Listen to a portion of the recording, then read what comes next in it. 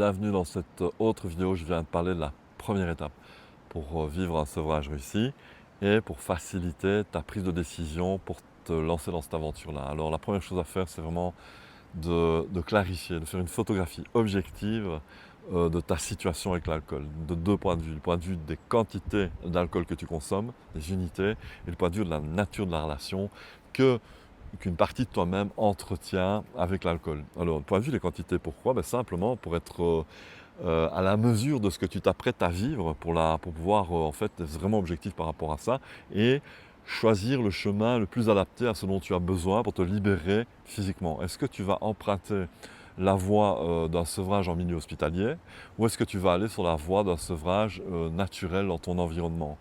Alors c'est vraiment en fonction.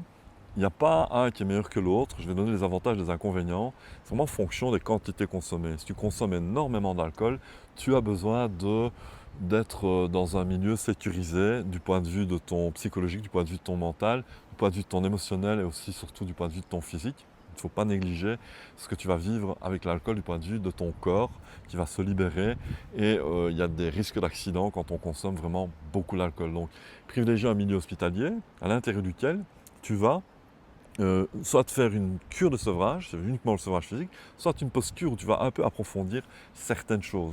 Donc il y a des possibilités. Avec une médication, il est probable on va t'inviter à prendre du Valium, mais à nouveau, si tu suis le protocole et que tu t'arrêtes, c'est totalement OK. Personnellement, en fonction de ce que l'addictologue dit, j'ai tendance à privilégier un sevrage en milieu naturel. Pourquoi? Simplement pour lui permettre, en même temps qu'elle est en train de se sevrer, de rester en contact avec les domaines de vie dans lesquels elle se réalise, avec les domaines de vie dans lesquels elle prend peut-être plus de plaisir là où elle est maintenant, mais où elle voudrait en prendre à nouveau, de pouvoir se confronter, de pouvoir lever le voile qu'elle avait dressé avec l'alcool qui biaisait sa réalité, pour commencer à voir la réalité à partir d'un endroit qui est beaucoup plus clair et pouvoir apprendre à vraiment se rééduquer, à fonctionner dans mon environnement immédiatement, pas à pas, étape par étape. Je ne vais pas trop vite. Mais l'avantage par rapport, je veux dire, au sevrage en milieu hospitalier, c'est qu'en milieu hospitalier, on est parfois un peu dans un cocon et quand on sort, on a un peu l'impression d'être perdu. Donc la première chose, c'est ça, c'est vraiment être objectif et avec ma consommation. Et pour ça, j'ai besoin de ne pas dramatiser, c'est vraiment important, et de ne pas banaliser non plus en même temps. Voilà, je fais juste une photographie. La deuxième chose, c'est être au clair avec la nature de la relation que j'entretiens avec l'alcool. Pourquoi? Qu'est-ce que c'est la nature de la relation? Est-ce que j'ai un alcool sociable? Est-ce que j'ai un alcool soutien? Est-ce que j'ai un alcool anxiolytique? Est-ce que j'ai un alcool compagnie? C'est important dans le sens où une partie de moi a peut-être appris à fonctionner avec l'alcool. Ok? Donc la première chose, c'est qu'en identifiant la nature de ma relation, je vais pouvoir voir où j'ai pris des habitudes associées et je vais pouvoir les remplacer, le cas échéant, pendant mon sevrage, si je le fais en tout cas en milieu naturel. La seconde chose, c'est que j'ai appris à fonctionner. Imagine que tu as un alcool sociable. Ça veut dire que tu as peut-être appris à sociabiliser, à créer du lien, à maintenir du lien, à être en relation avec l'autre, somme toute, parce que tu es quelqu'un, tu es un être sociable. Tu es peut-être aussi en même temps quelqu'un de très sensible. C'est pour ça que tu as eu besoin de l'alcool pour aller vers l'autre. Puis voilà que tu te retrouves sans alcool. Pourtant, c'est là que tu aimes être, c'est là que tu aimes te réaliser avec les autres. Donc, ça va être important de mettre ton focus, ton attention, d'identifier la nature de ta relation, pour pouvoir en cours de route aller à la rencontre de cette partie de toi-même et lui rendre la confiance nécessaire pour relationner sans ressentir le besoin de l'alcool. Parce que de toute façon, l'alcool, c'est une illusion.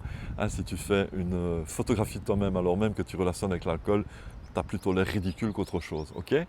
Donc, c'est vraiment important. Autre exemple, est-ce que tu emploies l'alcool? Justement, je disais tout à l'heure, de façon anxiolytique. Cas dans lequel tu vas à nouveau pouvoir en fait faire de cette difficulté qui est, ben oui, en fait, l'alcool, j'ai le sentiment que ça m'aide à m'apaiser, à me déstresser, à mieux dormir, hein, alors que c'est un effondrement, c'est pas un endormissement.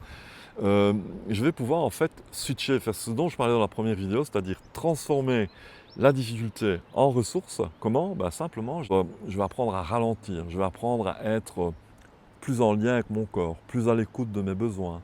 Je vais apprendre des méthodes telles que la méditation, le yoga, ou encore d'autres méthodes pour simplement m'apaiser, être dans des lieux qui facilitent ça, comme je suis ici par exemple.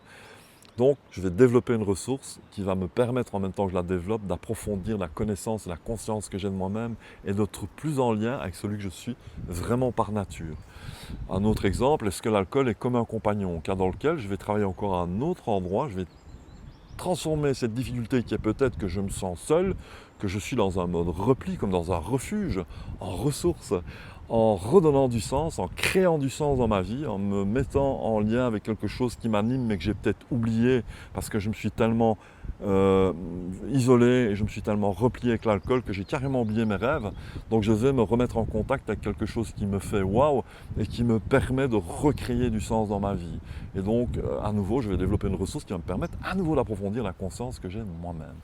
L'intention, c'est vraiment de te montrer que en étant au clair avec ton niveau de consommation, en étant au clair avec la nature de ta relation, tu te prépares à vivre non pas dans la privation et le manque, mais dans une forme de libération consciente où tu ajoutes de la connaissance à toi-même parce que tu es curieux de toi-même pour t'apprêter à vivre une sobriété heureuse. Voilà, je te donne rendez-vous à la seconde vidéo où je viens de parler de la seconde étape qui consiste à changer le regard que tu as sur toi-même. Je souhaite que tu vois et que tu vives le meilleur de ce que la vie place sur ton chemin et je te dis à bientôt.